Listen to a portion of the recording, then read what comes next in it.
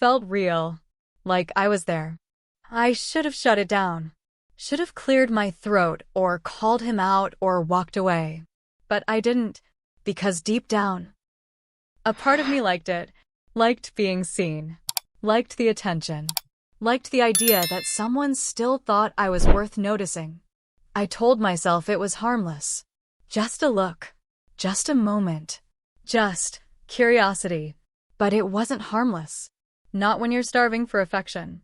Not when your heart's been running on empty for so long, you start mistaking danger for desire. And then he said it. One sentence. Barely above a whisper. I want to watch. I froze. Because somewhere in the quietest corner of my chest, I realized I wanted the same. Subscribe to Heartfelt Tales Unfold, because the stories we carry in silence are the ones we need to hear the most. I'm 36. And for the last 8 years, I've been a wife, a mother, a manager of routines, a keeper of peace. But somewhere along the line, I stopped being me. It's hard to tell exactly when it happened. Maybe the night he came home and went straight to the couch without a word. Or maybe the week he stopped touching me unless it was by accident. We used to be close. Not just physically, but emotionally. He used to notice if I changed my hair. He used to ask how my day went and actually listen. Now, most days, he comes in, nods, pours a drink, turns on the news, and disappears into the screen. I used to wait up for him. Now I just turn off the lights and climb into bed alone, even if he's sleeping right next to me. There's no yelling, no cheating, no big betrayal. Just a slow, quiet unraveling. Like thread coming loose in a sweater, one tug at a time. And then came him. He's 19. Moved in a few months ago because his college is nearby and we had the extra room. He's family, kind of. Close enough that no one questioned it. Distant enough that the boundaries felt unspoken. He's quiet. Keeps to himself mostly. But he watches everything, not in a judgmental way. Just observant. He'll be sitting in the corner of the room, and I'll feel his eyes before I even see him. Not staring, just present. Like he actually sees the things other people don't. I'd be wiping down the counter and look up to find him watching the way I hold the sponge. Or pouring coffee, and I'd feel him noticing the small shake in my hands I didn't know was there. He never flinched. Never turned away. And maybe that's what drew me in. Not his words. Not his looks, but his attention. Our house is beautiful, clean, well decorated. The kind of place people compliment when they walk through the door. But it doesn't feel lived in. It feels like a showroom. Everything in its place. But no warmth. No chaos. No soul. And that's what I became in it. Part of the furniture. Polished. Positioned. Quiet. I don't think anyone really noticed how hollow I felt. Not even me. Until he started noticing. It wasn't dramatic. It wasn't dangerous. Not at first. It was the way he lingered in doorways. The way he remembered things I said days before. The way he never interrupted, but always seemed to be listening. And little by little, I started to look for him. Not on purpose. Just, when I walked into a room, I noticed if he was in it. And when he wasn't, something felt missing. I didn't tell anyone. Of course I didn't. How do you explain a feeling you don't fully understand? All I knew was, in a house full of quiet, he was the only one who made me feel like I was still here. It was a Saturday. Late afternoon. The kind of heat that sticks to your skin, makes everything feel slower. I had the windows open, fans going. The house was still quiet in that specific weekend way. My husband was out, said he needed to run errands, which usually meant wandering around the hardware store just to get away. I was in the laundry room. The air smelled like detergent and sun-dried fabric. I had on this old, loose shirt. No bra. Hair thrown up. Sweat on my neck. Not dressed up. Not even trying. Just comfortable. Just invisible, the way I'd grown used to being. I was folding one of his towels, the boys, and I felt it. That unmistakable awareness of being watched. I turned, and he was there, standing in the doorway. He didn't say anything, didn't smile, didn't move. He just looked at me, and not in a casual, passing glance kind of way. It was intentional, still, focused. I should have pulled my shirt tighter, should have looked away, should have said something, but I didn't. I froze, and we just stood there. Him in the doorway, me by the basket, towel still in my hands. Our eyes met, and neither of us looked away. It couldn't have been more than a few seconds, but it felt like minutes. Like the air between us thickened. Like something unspoken passed from him to me, and back again. Then I blinked. He stepped back. And he was gone. No words. No explanation. Just the sound of his footsteps disappearing down the hall. That night, we had dinner. The three of us. My husband was half checked out, as usual, scrolling through his phone between bites. I barely ate. And him, the boy. He didn't speak much either. But he didn't look at me. Not once. He kept his head down. Answered questions with short replies. Never met my eyes. And I noticed. Because now, I was watching him. After dinner, my husband turned on the TV. He called for him. Hey, come watch this with me. But he said he was tired. Said he had homework. Said he needed to be alone. And I watched him walk up the stairs. Not once turning back. Not once meeting my gaze. And that's when I knew. Something had shifted. Not just in him, but in me. Because I could still feel the weight of his stare. And worse. I missed it. I told myself it was nothing. Just a look. Just a strange moment on a hot afternoon. A glitch in the rhythm of an otherwise ordinary day. But something about it clung to me. Not the way he looked, but the way it made me feel. That night, when I got ready for bed, I caught my reflection in the mirror. Same body. Same face. But for the first time in a long time, I lingered. Tilted my head. Looked a little closer. And I wondered, would he look again? I felt ridiculous. Ashamed, even. This was someone half my age. Someone who wasn't mine to think about. Someone I had no business wanting attention from. But shame doesn't stop curiosity. And curiosity has a way of creeping in when no one else seems to notice you exist. My husband came home late that night. Smelled like whiskey and exhaustion. Didn't ask about dinner. Didn't say sorry. He pulled off his shoes with a grunt, crawled into bed fully clothed, and turned to face the wall. Not even a good night. Not even a glance. I lay there, wide awake, staring at the ceiling, and all I could think about was the way that boy had looked at me. Not touched me. Not spoken. Just seen me. The next morning, I got dressed a little slower. Not for my husband. Not even really for him. But for me. I put on a pair of shorts I hadn't worn in a while.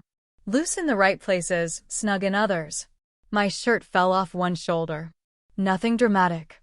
Just enough. I walked through the hallway where he usually sat with his laptop. I didn't look at him. But I felt it, that shift in the air when eyes follow you. Later, I made coffee and leaned on the counter, saying something small, something stupid.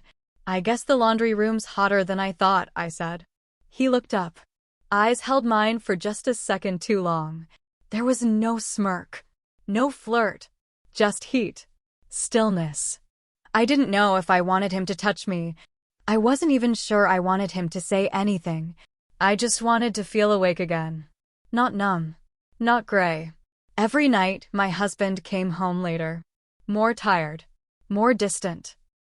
Some nights, he didn't come home at all. Said he fell asleep at the office. Said he was working on something important. I stopped asking. And in that silence, my mind wandered. He wanted to watch. Those words echoed in my head when I brushed my hair. When I passed by mirrors. When I bent down to pick up something from the floor and wondered if he might be nearby. Guilt followed me like a shadow. But so did something else. Longing. Not for touch. Not even for love. But to be noticed. To be someone's moment of pause in a world that kept rushing past me. To feel like I mattered, even if only for a glance. Even if only in secret. And every time I thought of his eyes, I remembered how warm I felt under them. How alive. And that scared me. Because part of me didn't want it to stop. And another part didn't know how to make it. It was a Tuesday evening. The kind that stretches long and quiet, with nothing on the calendar and too much space between the walls. The living room was dim, just the soft glow of the TV screen bouncing shadows across the floor. I was watching something. I don't even remember what. Some movie I'd already seen. Just noise to fill the silence. He came in halfway through. Didn't say anything. Didn't ask if he could join. He just sat down. Far enough to be respectful. Close enough to feel. I could feel the heat from his side of the couch. The kind of quiet warmth that makes you aware of your own breathing. He didn't make a move. Didn't speak. Just sat. And I didn't tell him to leave. I should have. I should have stood up. Should have cleared my throat, made an excuse, drawn a line. But instead, I shifted. Just slightly. Crossed one leg over the other. Let the hem of my shorts rise a little higher. I told myself it was nothing. That it wasn't for him. But I knew better. The movie played on. He never looked directly at me. But I felt him watching. In the pauses between scenes. In the way he didn't shift away when I leaned just slightly closer. We sat like that until the credits rolled. Then he stood. Said, "Good night." And walked away. No touch. No word out of place. But something in the air had changed. Like we'd crossed into something unnamed. Something waiting. The next morning, I came downstairs early. Before anyone else. I was pouring coffee when I saw the note. Just a torn piece of paper on the kitchen counter. One word written in his handwriting. Beautiful. No explanation. No signature. Just that. I stood there for a long time, holding it between my fingers. My heart thudding louder than it should have. It was stupid. A word. That's all it was. But I hadn't heard that word in years, not directed at me. Not from someone who meant it. I tucked it in my robe pocket before anyone came down. That day, I moved through the house differently. Every room felt charged. Every silence felt full. My husband didn't notice. Didn't ask why I was smiling quietly to myself. Didn't ask anything at all. He scrolled through his phone at dinner. Laughed at something no one else saw. Went to bed early. And I just watched him go, wondering how someone could live so close and feel so far. Later that week, I went to grab towels from the guest room. I wasn't thinking. Or maybe I was. I opened the door without knocking. He was standing by the dresser. Shirtless. His back was to me at first. Then he turned. Slowly. Carefully. And he didn't cover himself. Didn't move to grab a shirt. He just looked at me. Eyes steady. Mouth still. Then he said it. "You knew I was in here." My breath caught. But I didn't flinch. Didn't run. Didn't explain. Because he was right. I had known. And I didn't answer. Because there was nothing left to say. I started dressing differently. Not all at once. Little things. A neckline just a bit lower. Perfume I hadn't worn in years. Lip gloss for no reason at all. I told myself it was about confidence. That I was doing it for me. But in the mirror, I wasn't looking at my reflection. I was imagining his eyes. I paid attention to when he was home. When he might walk past the kitchen. When he might be sitting at the table doing nothing in particular. And I made sure I was there too. It wasn't a plan. It wasn't deliberate. It was instinct. Like something had woken up inside me, something that had been sleeping for a long time. Then came that night. The storm rolled in fast. Thunder. Rain on the roof like drumbeats. The power went out around 9. And just like that, the house was swallowed in darkness. No internet. No lights. No distractions. My husband was already upstairs. Had mumbled something about being tired. Went to bed without even noticing the storm. I stayed downstairs, lit a candle in the living room, watched the flame flicker in the quiet. And then, I heard footsteps. I didn't turn. I knew it was him. He stepped into the room without saying a word. The soft glow of the candle lit half his face. The other half disappeared into the shadows. He didn't sit beside me, didn't reach for anything, just stood there, watching me. I looked up, met his gaze. The silence between us stretched so thin it felt like it might tear. And then he said it. I don't want to touch you. I just want to see what he's stopped seeing. My breath caught. My hands trembled. I could have stood up. I could have blown out the candle and walked away. Gone upstairs. Slipped into bed beside the man who used to love me. But I didn't move. I didn't say a word. Because those words, I just want to see, they hit something deep. Something no one had touched in years. So I let him look. Not with hunger. Not with shame. But with that same stillness. That same quiet attention he'd shown me since the beginning. He sat on the edge of the couch, a few feet away, the candle flickering between us. I stayed where I was, back straight, hands in my lap, and we didn't speak. We didn't move. But everything crossed the line. My skin burned under his eyes. Not because he touched me, but because he didn't. Because in that moment, he saw all of me. The woman who'd been erased. The wife who'd been forgotten. The body that had been walked past for years like a piece of furniture. He didn't ask anything of me. Didn't demand. Didn't press. Just watched. Like I was art. Like I was something worth seeing. And for a moment, I believed it. Then, just as suddenly as it began, the power flickered back on. A pop. A hum. Lights returned. The world resumed. And I turned toward him. What I saw in his eyes wasn't lust. It wasn't pity. It was recognition. He saw me. All of me. And I saw myself. Not the wife. Not the mother. Not the woman who folds towels and bites her tongue and sleeps beside a man who forgets to kiss her goodnight. But the woman who once mattered. Who still did. The lights were on again. But something inside me stayed in that dark room. Still. Burning. Alive. After that night, everything changed, but nothing did. There were no confessions. No touches. No words spoken about what we shared in the candlelight. But the air between us was different now. Tense. Heavy. Fragile, like something already cracked and waiting to shatter. He started avoiding me. Wouldn't look at me when I entered a room. Didn't linger in the kitchen. Stopped watching movies in the living room. It was like he erased himself, or maybe I erased us. And me. I felt sick. Not from what happened, but from what didn't. From how much I wanted it and how close I let it come. Every glance I caught in the mirror felt like a betrayal. Not of my husband, but of myself. Of the version of me I thought I was. My husband started noticing things. Not the right things, but things. "You've been quiet lately," he said one night. "You okay?" I nodded. Forced a smile. Said I was just tired. He accepted that. Of course he did. He always did. But I started flinching at little things. Laughter drifting down the hallway. His laugh, light and sudden, it startled me. I thought it was meant for me. But it never was. He barely stayed home anymore. Always out.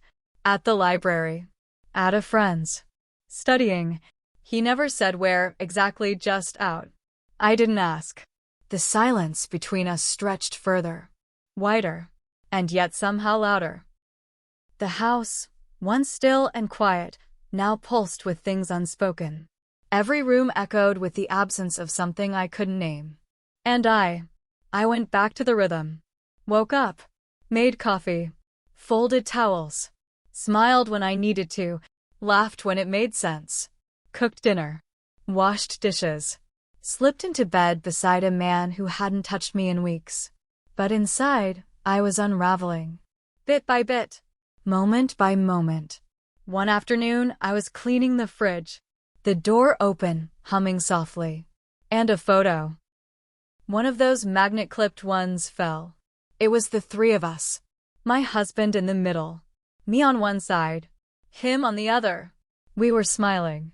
It looked like a happy photo. Like a family. But looking at it now, it felt like a lie. I picked it up. Held it in my hands longer than I should have. Then walked over to the drawer where we keep spare batteries and old receipts and slipped the photo inside. Closed it. Softly. I stood there for a while. Hand resting on the handle. Breathing. Pretending nothing happened. But knowing everything had. I asked myself the same question every night now. Was it cheating? Nothing happened. Not really. No lines crossed that you could point to and name. No kisses. No touches. No whispered promises in the dark. But something did happen. Something I can't explain. Something I can't undo. Was it worse because nothing happened? Or because everything did, without a single touch? I run that night over in my mind like a loop I can't break. His voice. That candlelight. The way he looked at me like I was still in here, under all the dust and silence and years. And I wonder, does it count as betrayal if it made me feel seen? Does it still make me wrong? If all I ever wanted was to matter to someone again? Because being invisible, it changes you. It hollows you out in places you didn't know could go empty. And he walked in at the exact moment I forgot what it felt like to be looked at like I meant something. Like I was beautiful without trying. Like I was alive. So I ask myself, is it worse to be wrong? Or to feel nothing at all? The house is quiet again. But it's not the same kind of quiet. It's not peaceful. It's haunted. By what wasn't said. By what almost happened. By what still might. I go through the motions. Smiling, cooking, answering questions with the right tone. But inside, I feel like a shadow of the woman I used to be. Half present, half gone. Some mornings, I catch myself hoping he'll look again. Not touch, not speak. Just look. Just let his eyes find me and remind me that I haven't disappeared. And I hate that. I hate that I missed something I never should have wanted. Hate that I ache for a glance like it's oxygen. I try to shake it. Try to remind myself who I am. What I promised. What I built.